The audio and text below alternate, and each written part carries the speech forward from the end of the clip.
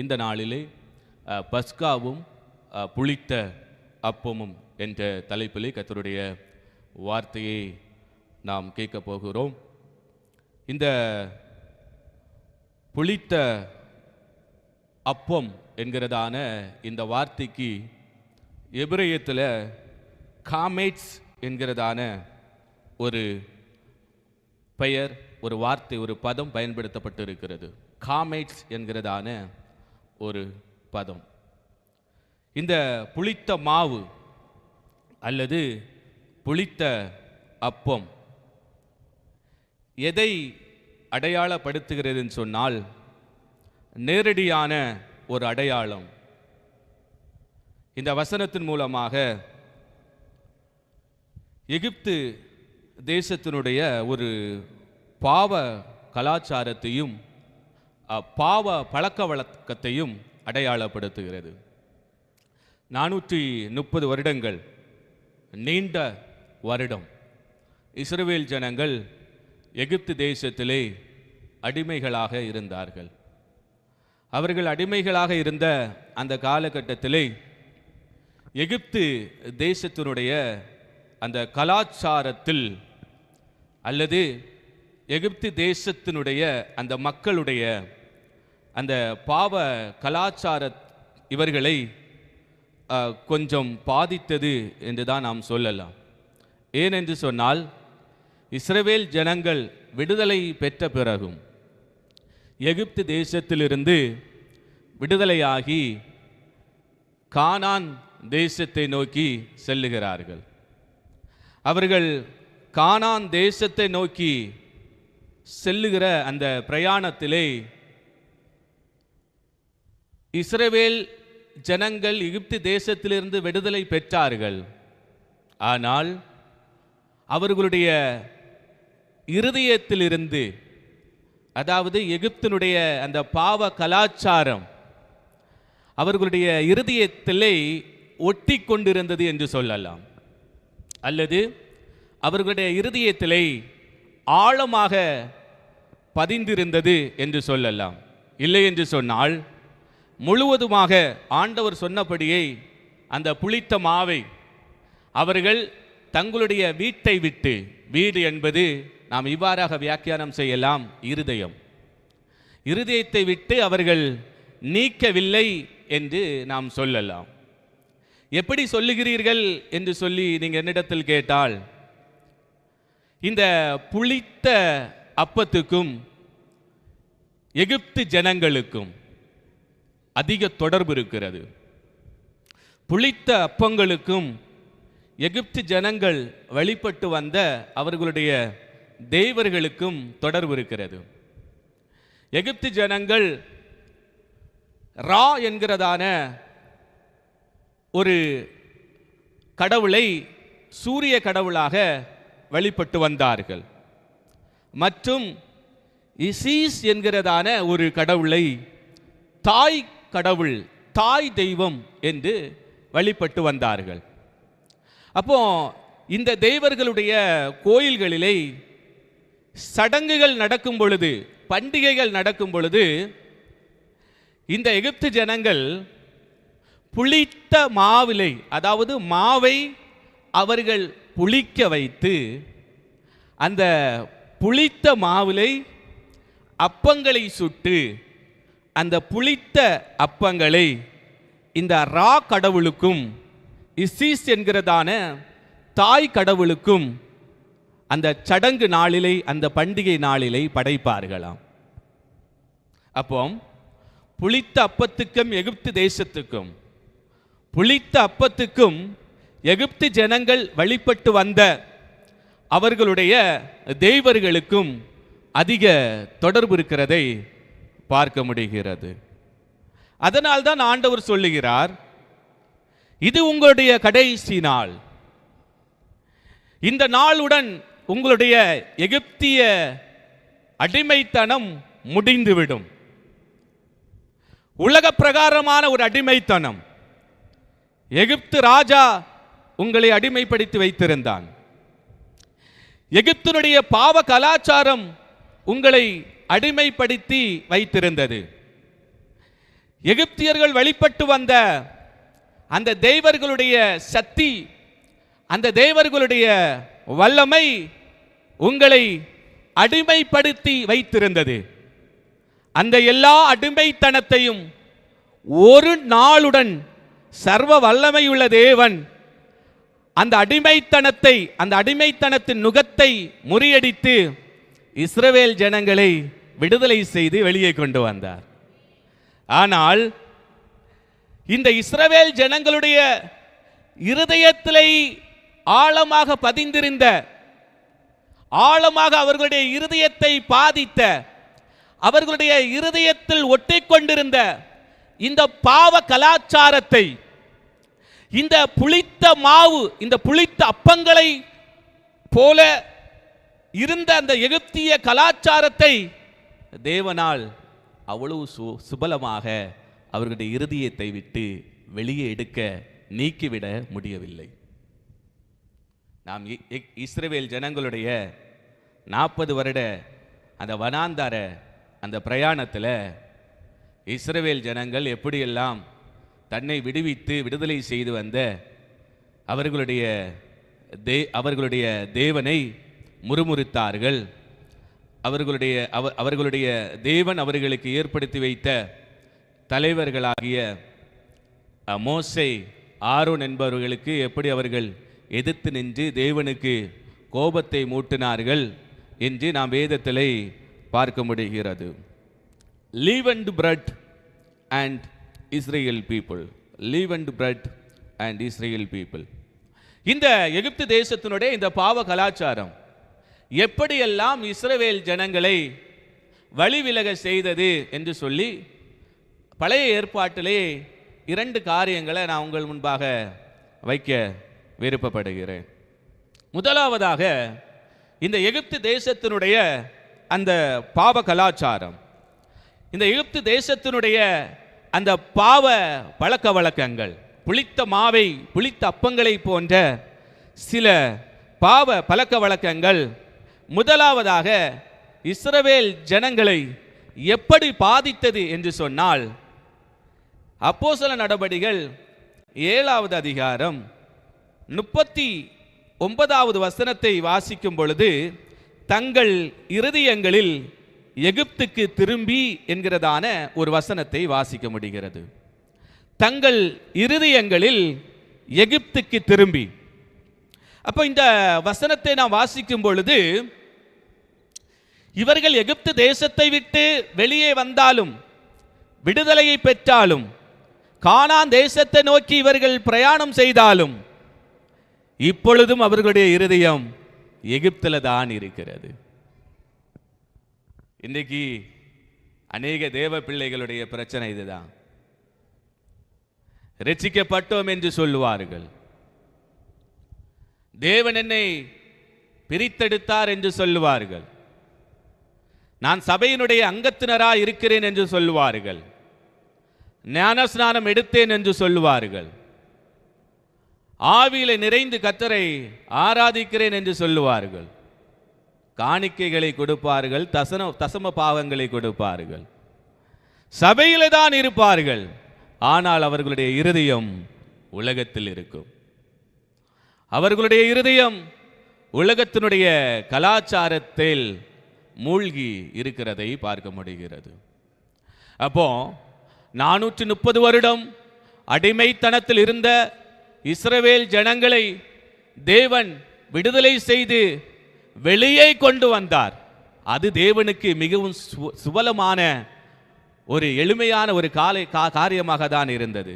எளிமையாக அவர் வெளியே கொண்டு வந்தார். ஆனால் இஸ்ரவேல் ஜனங்களுடைய இருதயத்திலே ஒட்டியிருந்த அந்த பாவ கலாச்சாரத்தை தேவனால் அவ்வளவு சுபலமாக வெளியே கொண்டு வர முடியவில்லை. இன்றைக்கு உலகத்தினுடைய மோகங்கள், உலகத்தினுடைய பாவ கலாச்சாரங்கள் அநேக தேவ பிள்ளைகளை தேவனுடைய சமூகத்தை விட்டு விலக்கி கொண்டிருக்கிறதை பார்க்க முடிகிறது. அப்போ புளித்த மாவை போன்ற இந்த எகிப்தினுடைய பாவ கலாச்சாரம் ஒன்று இஸ்ரவேல் ஜனங்களுக்கும் தேவனுக்கும் இடையே உள்ள தொடர்பை துண்டித்து போட்டது. இஸ்ரவேல் ஜனங்களுக்கும் தேவனுக்கும் இடையே உள்ள தொடர்பை துண்டித்து போட்டது.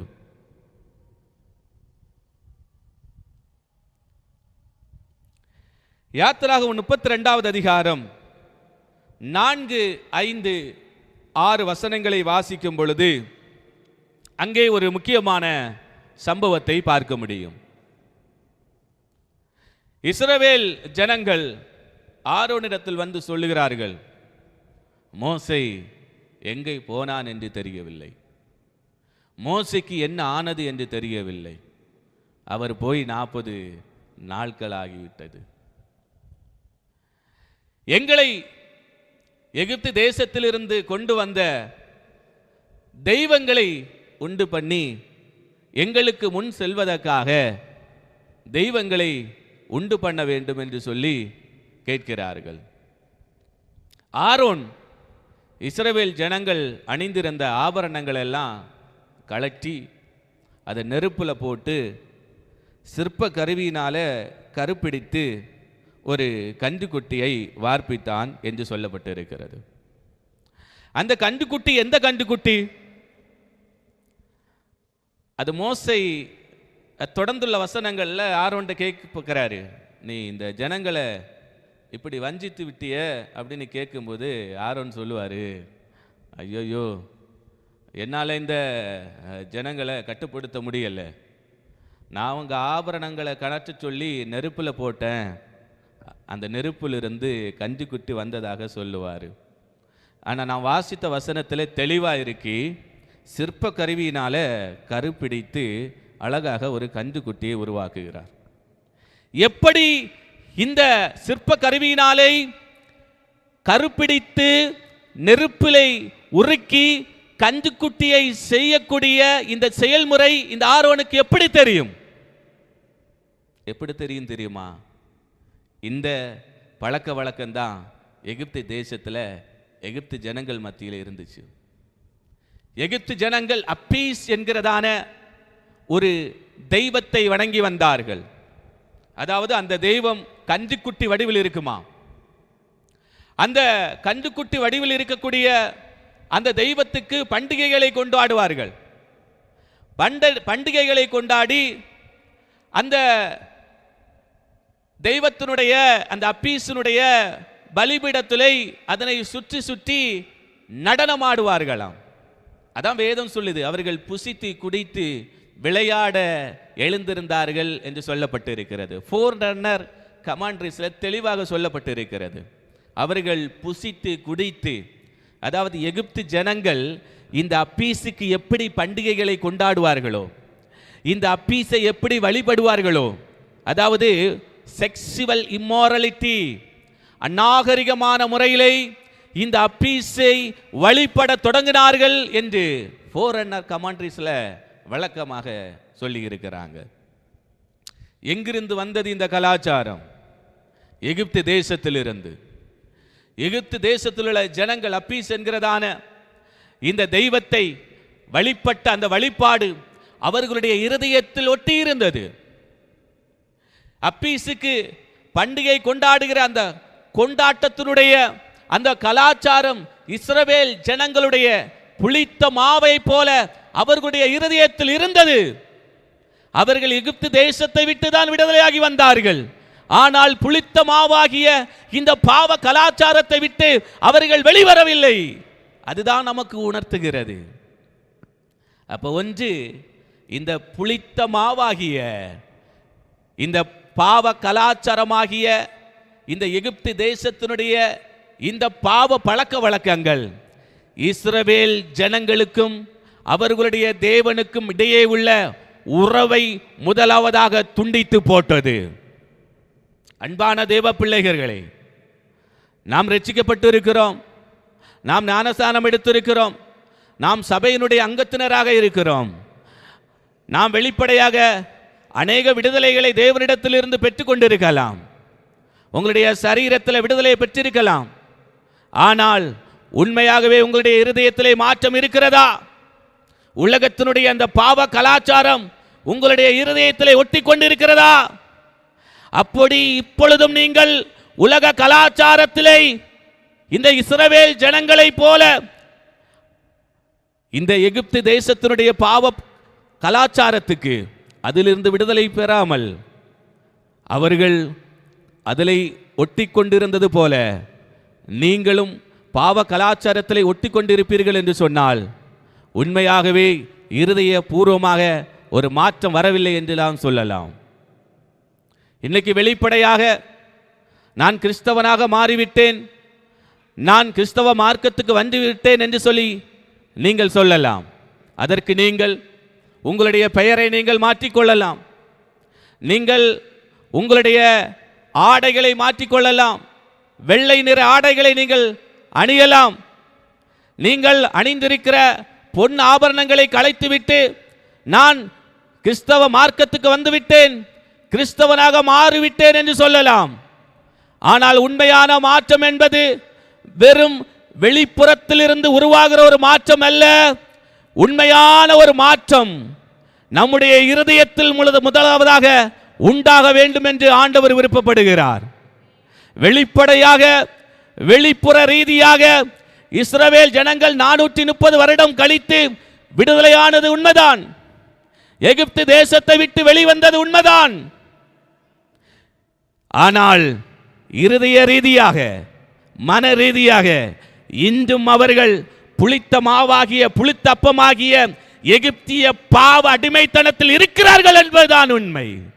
அதனால் தான் அவர்களுக்கும் தேவனுக்கும் இடையே உள்ள அந்த உறவை அந்த அப்பீஸ் என்கிறதான அந்த கஞ்சுக்குட்டி துண்டித்து விட்டதை பார்க்க முடிகிறது. இன்றைக்கு எது தேவனுக்கும் உங்களுக்கும் இடையே உள்ள உறவை துண்டிக்கிறது?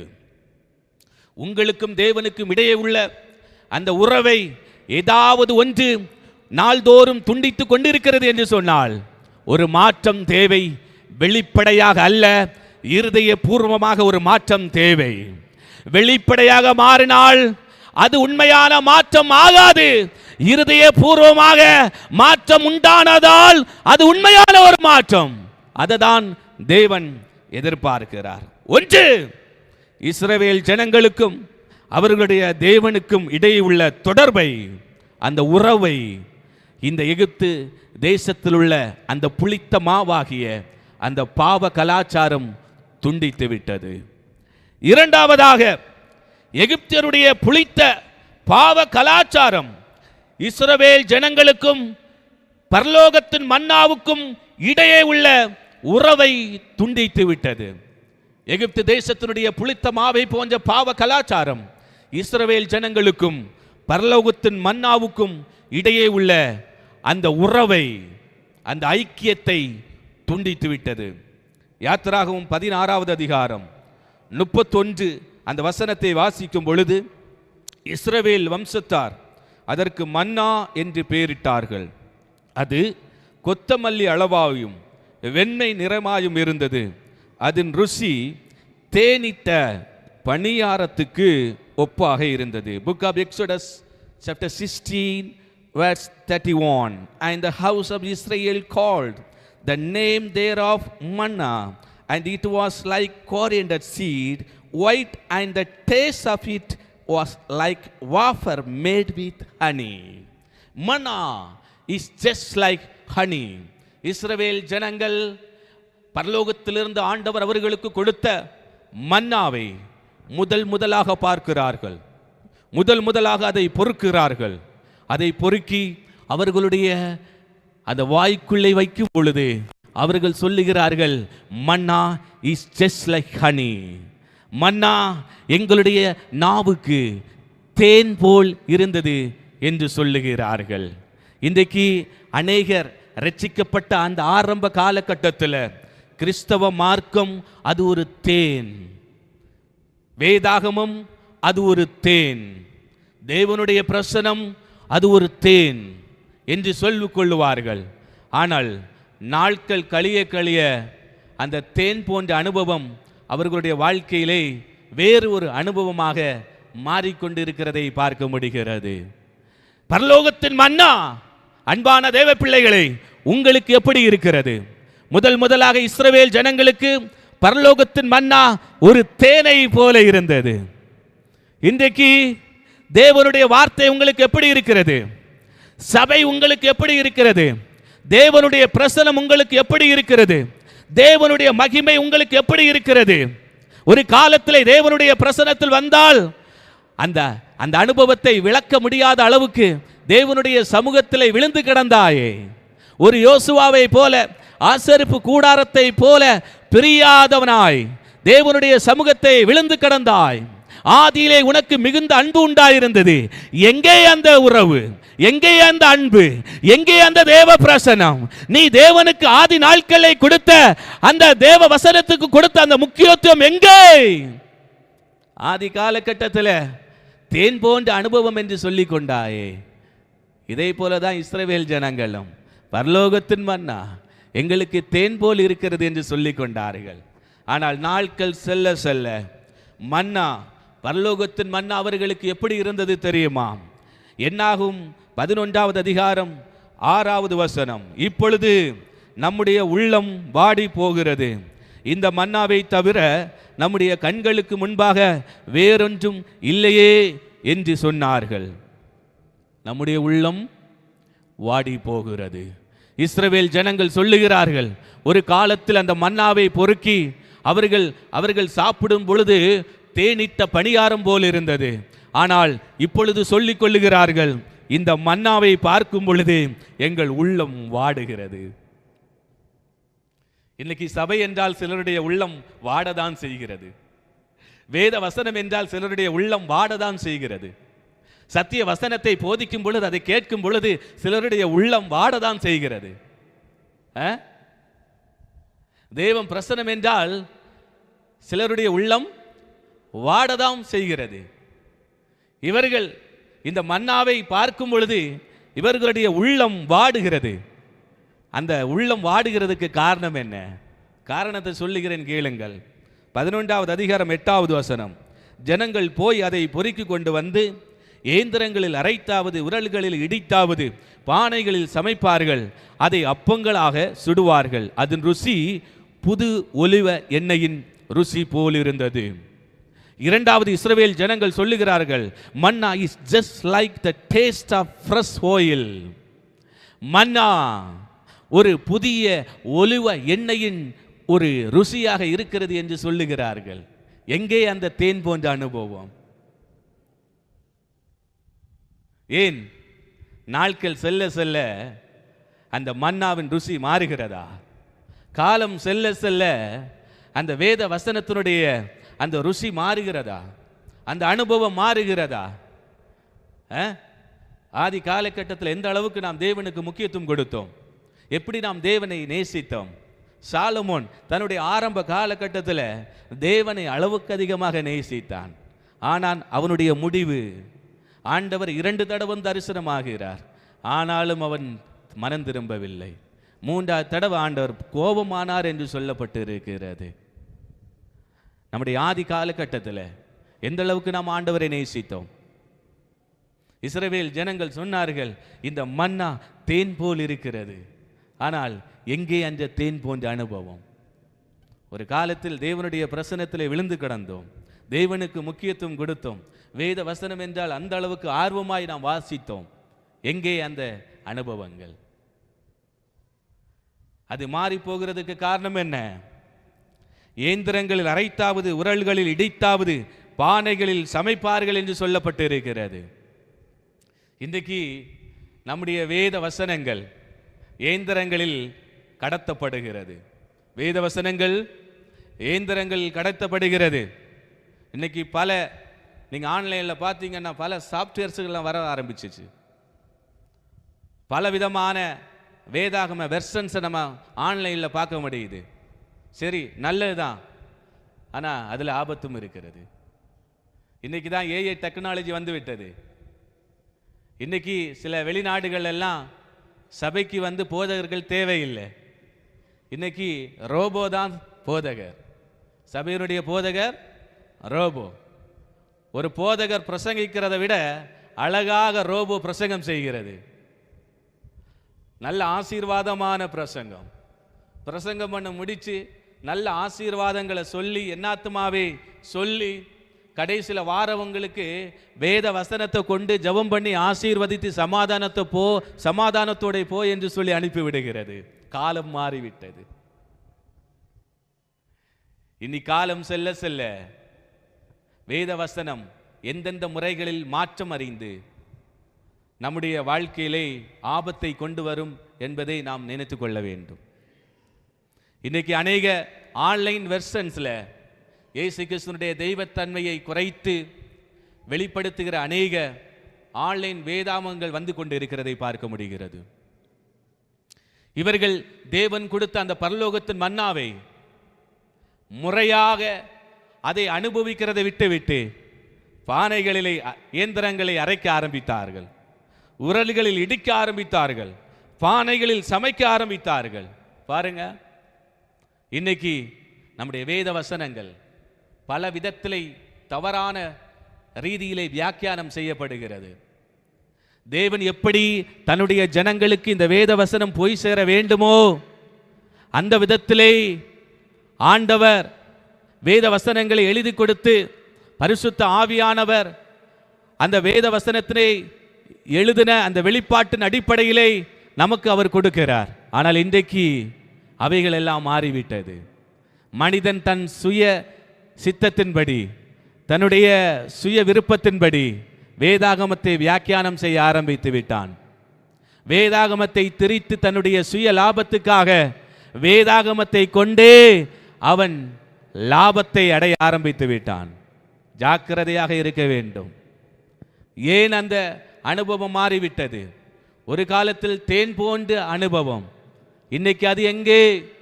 இஸ்ரவேல் ஜனங்களே, அந்த அனுபவத்தை பறித்தது எது?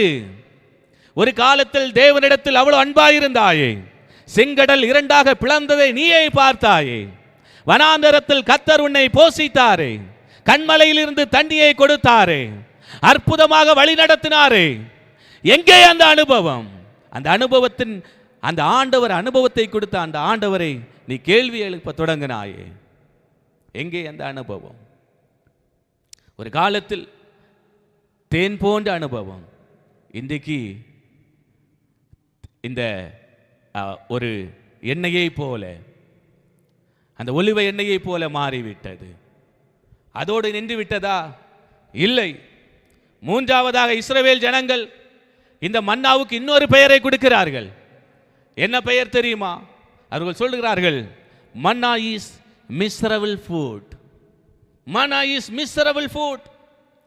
என்னாகும் 21வது அதிகாரம் 5வது வசனத்தை வாசிக்கும் பொழுது, ஜனங்கள் தேவனுக்கு மோசேக்கு விரோதமாக பேசி, நாங்கள் வனாந்தரத்திலே சாகும்படி நீங்கள் எங்களை எகிப்து தேசத்திலிருந்து வரப்பண்ணினது என்ன?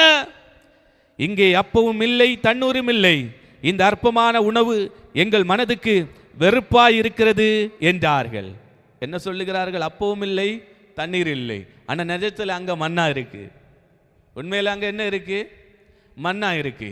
ஆனால் அவர்கள் சொல்லுகிறார்கள், இது எங்களுக்கு வெறுப்பாய் இருக்கிறது. Manna is miserable for our heart. இது எங்களுக்கு வெறுப்பாய் இருக்கிறது. ஒரு காலத்தில் தேன் போன்ற அனுபவம், ஒலிவ மர எண்ணெயை போன்ற ஒரு அனுபவம். இன்னைக்கு அவைகள் எல்லாம் மாறி இப்பொழுது இஸ்ரவேல் ஜனங்கள் சொல்லுகிறார்கள், இது ஒரு அற்பமான உணவு. பரலோகத்தின் மன்னாவை பார்த்து சொல்லுகிறார்கள், இது ஒரு அற்பமான உணவு. எது அவர்களை இப்படி மாற்றினது? வேற ஒன்றுமில்லை, எகிப்து தேசத்தினுடைய அந்த புளித்த பாவ கலாச்சாரம். எப்படி சொல்லுகிறீர்கள் என்று கேட்கிறீர்களா? வசனம் தருகிறேன். என்னாகவும் 11வது அதிகாரம் 5வது வசனத்திலே, நாம் எகிப்திலே கிரயமில்லாமல் சாப்பிட்ட மச்சங்களையும் வெள்ளரிக்காய்களையும் கோமட்டி காய்களையும் கீரைகளையும் வெங்காயங்களையும் வெள்ளை பூண்டுகளையும் நினைவு கூறுகிறோம். அவர்களுடைய நினைவு எங்கே? எகிப்து தேசத்தில். ஆண்டவர் பரலோகத்தின் மன்னாவை கொடுக்கிறார். பரலோகத்தின் மன்னாவை பார்த்து சொல்லுகிறார்கள், இது எங்களுக்கு அற்பமாய் இருக்கிறது. ஆனால் இஸ்ரவேல் ஜனங்கள் சொல்லுகிறார்கள், எங்களுக்கு எகிப்து தேசத்தினுடைய கோமட்டிக்காய் தான் வேணும், எங்களுக்கு எகிப்து தேசத்தினுடைய வெள்ளரிக்காய் தான் வேணும், எங்களுக்கு எகிப்து தேசத்தினுடைய வெங்காயம் தான் வேணும். இன்னைக்கு நிறைய பேருக்கு என்னதான் வேணும்? உலகத்தினுடைய வெள்ளரிக்காய் தான் வேணும், உலகத்தினுடைய கோமட்டிக்காய் தான் வேணும், உலகத்தினுடைய வெங்காயம் தான் வேணும். இன்னைக்கு தான் வெங்காயங்கள் நம்முடைய உலகத்தில் மலிந்து கிடக்குல்ல. நான் சாப்பிடக்கூடிய வெங்காயத்தை சொல்லல, நம்முடைய வாழ்க்கையை கரைப்படுத்துகிற சில வெங்காயங்கள், நம்முடைய ஆவிக்குரிய வாழ்க்கையை கரைப்படுத்துகிற வெங்காயங்கள். இஸ்ரவேல் ஜனங்களை கரைப்படுத்தினது எது?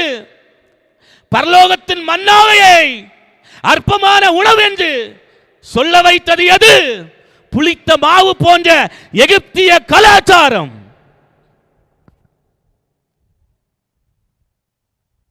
இன்னைக்கு வேத வசனம் என்றால் அது ஒரு அற்பம். என் வேதத்தின் மகத்துவங்களை எழுதி கொடுத்தேன், அதை நீங்கள் அற்பமாக எண்ணினீர்கள். இன்னைக்கு உலக கலாச்சாரம் சபையில் அதிகமாக வந்து கொண்டே இருக்கிறது.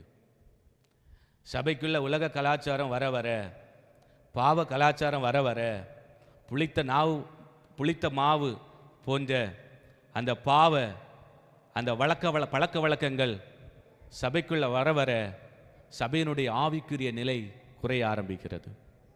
இன்றைக்கு அப்படிப்பட்ட ஒரு காலகட்டத்தில் நம்ம வந்திருக்கிறோம். அப்போ எகிப்து தேசத்தினுடைய புளித்த மாவு போன்ற அந்த பாவ கலாச்சாரம் இஸ்ரவேல் ஜனங்களுக்கும் தேவனுக்கும் இடையே உள்ள அந்த உறவை துண்டித்து போட்டது. இரண்டாவது, பரலோகத்தின் மன்னாவின் உறவை துண்டித்து போட்டதை பார்க்க முடிகிறது. இனி இந்த புளித்த மாவு புதிய ஏற்பாட்டில் எதற்கு ஒப்பிட்டு சொல்லப்பட்டிருக்கிறது? 3 காரியங்கள். ஒன்று, இந்த புளித்த மாவு தவறான உபதேசத்தை குறிக்கிறது. மத்தேயு சுவிசேஷம் 16வது அதிகாரம் 12வது வசனம். இரண்டாவதாக, இந்த புளித்த மாவு பாவத்தை குறிக்கிறது. 1 கொரிந்தியர் 5வது அதிகாரம் 8வது வசனம்.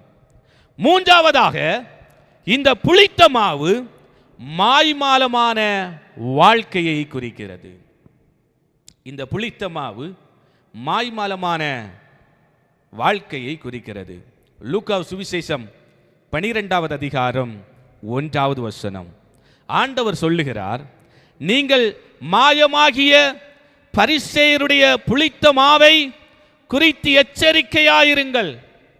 மாயமாகிய அந்த பரிசேயர்களை பார்த்து இயேசு சொல்லுகிறார், மாயமாகிய மாய்மாரக்காரர்கள், இவர்களை குறித்து நீங்க எச்சரிக்கையாயிருங்க என்று ஆண்டவர் சொல்லுகிறார்.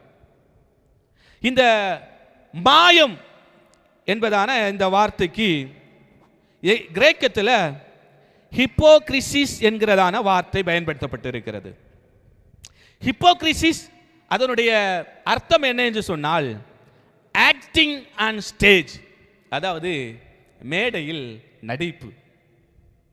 ஹிப்போக்ரிசிஸ் என்கிறதான கிரேக்க வார்த்தையினுடைய அர்த்தம் ஆக்டிங் ஆன் ஸ்டேஜ், மேடையில் நடிப்பு. பரிதாபம், இன்றைக்கு அநேக சபைகளுடைய மேடைகள் நடிப்பு மேடைகளாக மாறிக்கொண்டிருக்கிறது. இன்றைக்கு அநேக சபையினுடைய பலிபீடங்கள் நடிப்பு பலிபீடங்களாக மாறிக்கொண்டிருக்கிறது. வேதத்தில் நம்ம வாசிக்கும் பொழுது இயேசு கிறிஸ்து நடித்ததாக எந்த வசனத்தும் சொல்லப்படவில்லை. இயேசு கிறிஸ்து சினகோகு சென்றார், இயேசு கிறிஸ்து தேவாலயத்தில் சென்றார், இயேசு கிறிஸ்து அநேகருக்கு பிரசங்கம் பண்ணினார். ஒரு இடத்துல கூட மேடையை நடிப்புக்காக தேவன் பயன்படுத்தவில்லை. ஆனால் இன்றைக்கு அநேக சபைகளுடைய மேடைகள், ஸ்டேஜ், அநேக பலிபீடங்கள் நடிப்புக்காக பயன்படுத்த கொண்டிருக்கிறது, நடிப்பு மேடைகளாக மாறிக்கொண்டிருக்கிறது. ஹிப்போக்ரிசிஸ். இன்னைக்கு நடிக்கிறவர்கள், கிறிஸ்தவத்திலே நடிக்கிறவர்கள் அதிகரித்து கொண்டே இருக்கிறார்கள். இன்னைக்கு சபைகள் நடிக்கிறவர்களால் கரைப்பட்டு கொண்டிருக்கிறதை பார்க்க முடிகிறது. ஆனால் பரிதாபம் என்னன்னு சொன்னால், இன்னைக்கு சபைகளில் உள்ள அநேக விசுவாசிகளுக்கு அந்த நடிப்பு மேடை தான் அவசியம். அதை பின்பற்றி தான் சொல்லுகிறார்கள். ஆண்டவர் எந்த ஆலயத்தினுடைய மேடையும் நடிப்பதற்காக பயன்படுத்தவில்லை. இரண்டாவது இதனுடைய அர்த்தம் என்ன என்று சொன்னால் இரட்டை வேடம். இரட்டை வேடம். சபையில் ஒரு வேடம், உலகத்தில் இன்னொரு வேடம். சபையில் ஒரு முகம், உலகத்தில் வேறொரு முகம். இரட்டை வேடம். இரட்டை வேடம் போடுகிற கிறிஸ்தவர்கள், ஹிப்போக்ரிசிஸ், நடிக்கிறவர்கள். இயேசு கிறிஸ்து இந்த நடிக்கிறவர்களுக்கு எதிராக தான் நின்றார். புதிய ஏற்பாட்டிலே மாயக்காரராகிய என்கிறதான வார்த்தை 9 இடங்களிலே குறிப்பிடப்பட்டிருக்கிறது. மத்தேயு சுவிசேஷம் 23வது அதிகாரத்தில் மட்டும் 7 முறை இந்த மாயக்காரராகிய என்கிறதான வார்த்தை பயன்படுத்தப்பட்டிருக்கிறதை பார்க்க முடிகிறது. அப்போ நான் வேதத்தை கொஞ்சம் தியானிக்கும் பொழுது 7 விதமான மாயக்காரர்களை கண்டுபிடித்தேன். அது வேகமாக நான் உங்களிடத்தில் கூற விருப்பப்படுகிறேன். ஒன்றாவது, வீணாய் ஆராதனை செய்கிற மாயக்காரர்கள். வீணாய் ஆராதனை செய்கிற மாயக்காரர்கள். மார்க்கு சுவிசேஷம் 7வது அதிகாரம் 7வது வசனம். இயேசு சொல்லுகிறார், வீணாய் ஆராதனை செய்கிற மாயக்காரர்கள். இன்னைக்கு ஆராதனைக்கு குறைவில்லை. ஆராதனைகள் அநேக இடங்களிலே நடந்து கொண்டிருக்கிறது. ஆனால் உண்மையான ஆராதனை எங்கே? அதைதான் கர்த்தர் எதிர்பார்க்கிறார். இன்னைக்கு மக்களை மயக்குகிற ஆராதனைகள் அதிகமாக இருக்கிறது. ஆனால் தேவனை மகிமைப்படுத்துகிற ஆராதனைகள் கொஞ்சம். ஆராதனையின் மூலமாக தங்களுடைய திறமையை வெளிப்படுத்துகிறார்கள். ஆனால் தேவன் வெளிப்படவில்லை. பழைய ஏற்பாட்டில் ஆசரிப்பு கூடாரத்தில் தேவனுடைய மகிமை இறங்கி வந்தது. இன்னைக்கு அந்த ஆசரிப்பு கூடாரத்தினுடைய அந்த மகிமையை பிரதிபலிப்பதற்காக பல இயந்திர மிஷின்களை கண்டுபிடித்து விட்டார்கள். புகை எழுப்பிக் கொண்டே இருக்கிற இயந்திரங்கள்.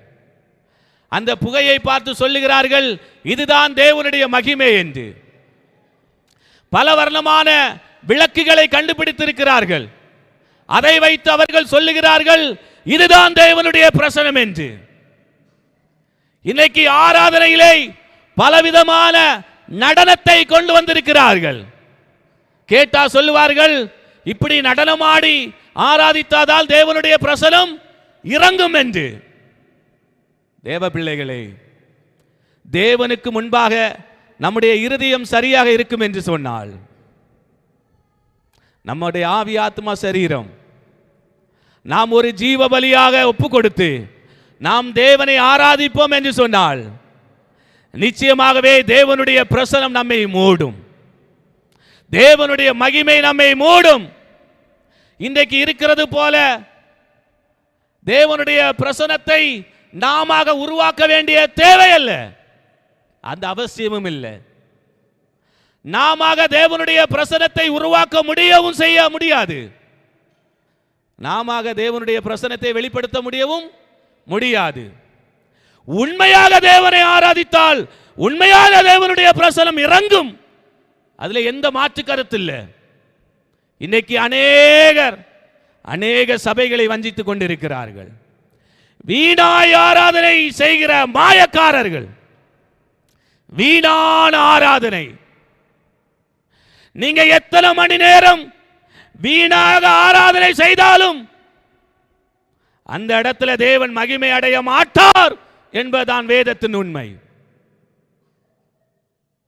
நீங்க எப்படியெல்லாம் தேவனுடைய மகிமையை வெளிப்படுத்துவதற்காக உங்களுடைய சுய முயற்சியினால முயற்சி செய்து பிரயாசப்பட்டாலும் உன்னுடைய இருதயம் தேவனுக்கு முன்பாக உண்மையாக இல்லை என்று சொன்னால், தேவன் பிரியப்படவில்லை என்று சொன்னால், அந்த இடத்திலே தேவனுடைய மகிமை வெளிப்படாது என்பதுதான் உண்மை.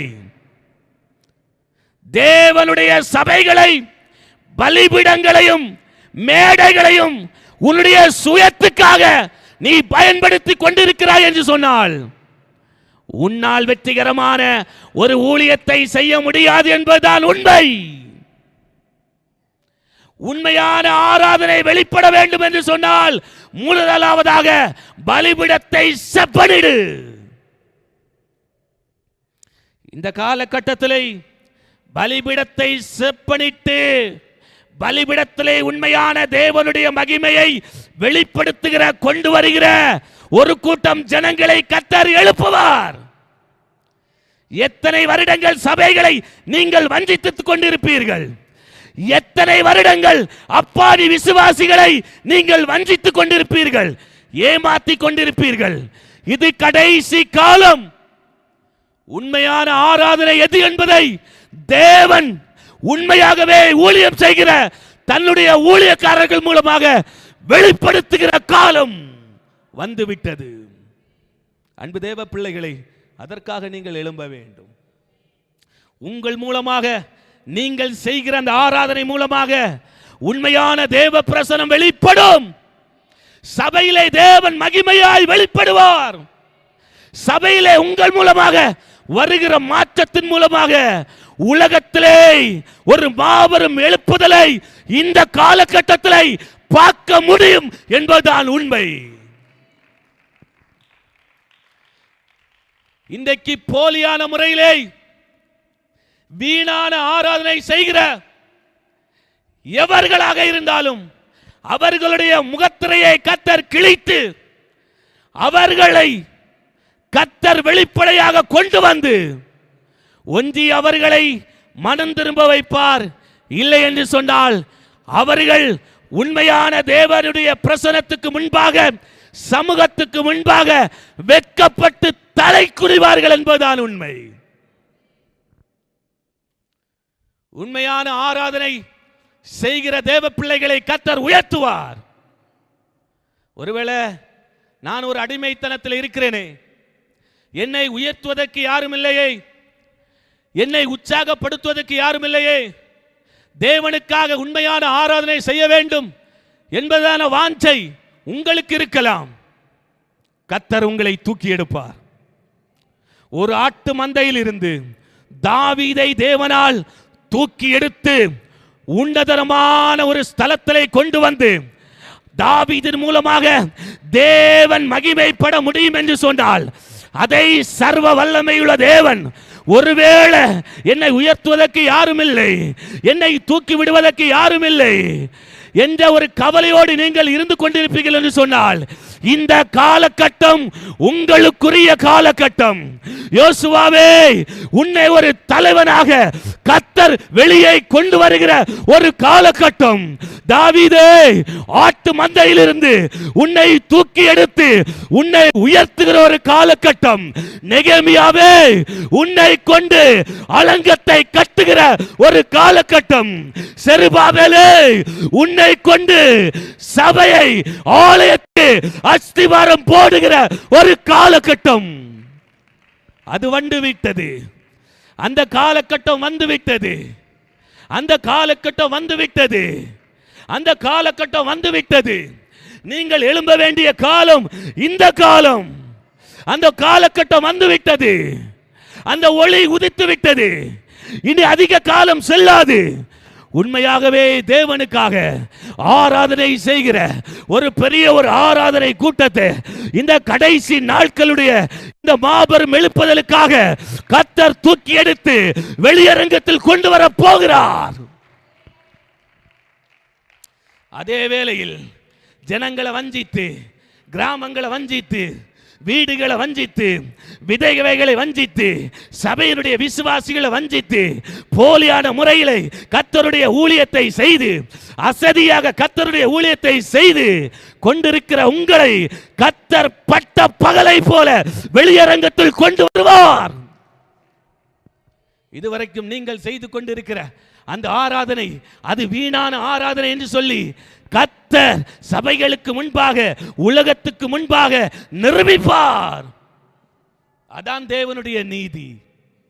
ஆனால் தேவனுடைய சமூகத்தில் ஒரு அறையில் அழுது கொண்டிருக்கிற தேவ பிள்ளைகளை கர்த்தர் ஒருபோதும் அறைக்குள்ளே வைப்பதில்லை. கர்த்தர் ஒருபோதும் அறைக்குள்ளே வைப்பதில்லை. அன்பு தேவ பிள்ளைகளை, உங்க ஒவ்வொருவர் மேல கர்த்தருக்கு ஒரு பெரிய நோக்கம் உண்டு. எப்பொழுதும் நீங்க இங்க இருக்கிறவர்கள் அல்ல. எப்பொழுதும் நீங்கள் ஒரு 4 சுவர் அறைக்குள்ள நீங்க இருக்கிறவர்கள் அல்ல. உங்களை ஒரு நாளைக்கு கர்த்தர் கொண்டு வருவார். இதில் இருக்கிற அநேகரை கர்த்தர் சிறந்த ஆராதனை வீரர்களாக கர்த்தர் மாற்றுவார். அதுதான் உண்மை. அதுதான் உண்மை. நீங்க தான் ஆராதனையின் மூலமாக கர்த்தருடைய மகிமையை இந்த உலகத்துக்கு வெளிப்படுத்த போகிறீர்கள். ராபா சகா லாபா ராபா. நல்ல கண்களை மூடி இன்னைக்கு சில புளித்த மாவை, சில புளித்த அப்பத்தை, சில பாவ கலாச்சாரத்தை, சில பாவ பழக்க வழக்கங்களை சபையில் இருந்து நீக்கி விடுவதற்காக கர்த்தர் உங்களை பயன்படுத்துவதற்காக ஒரு புதிய ஒரு அபிஷேகம். ராபா ஷகா லாபா ராபா. நேரலையில் இந்த செய்தியை கேட்டுக்கொண்டிருக்கிற அன்பு தேவ பிள்ளையே, அன்பு தேவ மகனே, கர்த்தர் உன்னை தொடுகிறார். நீ உண்மையாக ஊழியம் செய்கிறாய், நீ உண்மையாக உழைக்கிறார், நீ உண்மையாகவே கர்த்தருக்காக பிரயாசப்படுகிறார். கர்த்தர் உன்னை வெளியே கொண்டு வருவார். கர்த்தர் உன்னை மகிமைப்படுத்துவார். உன்னுடைய தரிசனங்கள் விரிவடையும். உன்னுடைய ஊழியத்திலே நீ மகிமையை காண்பாய். ராபா ஷகா லாபா ரிபா லாபா ராபா லாபா லாபா ஊடா ராபா ராபா. நன்றி நன்றி நன்றி நன்றி நன்றி நன்றி நன்றி நன்றி நன்றி. இயேசுவின் நாமத்தினால அந்த புளித்த மாவை போன்ற, புளித்த அப்பங்களை போன்ற அந்த பாவ கலாச்சாரங்கள், சபையை கரைப்படுத்துகிற அந்த பாவ பழக்க வழக்கங்கள் இயேசுவின் நாமத்தினாலே விலகி போவதாக. இயேசுவின் நாமத்தினால எங்களுடைய கிறிஸ்தவத்தை விட்டு மாறி போவதாக. உண்மையான ஆராதனை எழும்பட்டும் ஆண்டவரே. நன்றி நன்றி நன்றி நன்றி. எல்லாரும் கண்களை மூடி. பஸ்காவும் புளிப்புள்ள அப்பமும் ஆண்டவர் சொல்லுகிறார், புளித்த மாவு வீடுகளை விட்டு நீக்கப்பட வேண்டும். இந்த செய்தியை கேட்டுக்கொண்டிருக்கிற அன்பு தேவ பிள்ளைகளே, ஏதோ ஒரு புளித்த மாவு, ஏதோ ஒரு பாவ கலாச்சாரம் இதை உங்களுடைய இருதயத்தை, உங்களுடைய ஆவிக்குரிய வாழ்க்கையை கரைப்படுத்துகிறது சொன்னால், இது ஒரு விடுதலையின் நேரம். கர்த்தர் உங்களுக்கு ஒரு விடுதலையை தரப்போகிறார். உங்களுடைய புளித்த மாவு ஒருவேளை உலகத்தோடு நீங்கள் கொண்டிருக்கிற ஒரு தவறான உறவாக இருக்கலாம். ஒருவேளை நீங்கள் மொபைல் ஃபோனில் வைத்திருக்கிற ஏதோ ஒரு பாவ பழக்க வழக்கங்களாக இருக்கலாம். இன்னைக்கு ஆண்டவர் சொல்லுகிறார், இன்றைக்கு நீ ஒரு புதிய தீர்மானம் எடுத்து அர்ப்பணித்தால் இன்றைக்கே உனக்கு ஒரு விடுதலையை தர, உன்னை மறுபடியும் தூக்கி எடுத்து தேவனுடைய உண்மையான அந்த தரிசனத்தை நிறைவேற்றுவதற்காக உன்னை பயன்படுத்த கர்த்தர் பிரியமாக இருக்கிறார். இந்த நேரத்தில் ஒப்பு கொடுப்பாயா? நன்றி ஆண்டவரே, உம்மை ஸ்தோத்தரிக்கிறோம், உம்மை துதிக்கிறோம் துதிக்கிறோம் துதிக்கிறோம் துதிக்கிறோம் துதிக்கிறோம். நன்றி ஆண்டவரே, உம்முடைய வார்த்தைக்காக நன்றி அப்பா. நீர் எங்களோடு கூட பேசினதுக்காக நன்றி. உம்முடைய அந்த பிரசனத்துக்காக நன்றி அப்பா. நன்றி நன்றி. அழைத்தீரே இயேசுவே, அன்போடு என்னை அழைத்தீரே, ஆண்டவர் சேவையிலே மரிப்பேனே, ஆயத்தமானே தேவே, ஆண்டவர் சேவையிலே மரிப்பேனே, ஆயத்தமானே தேவே. பாக்கியமான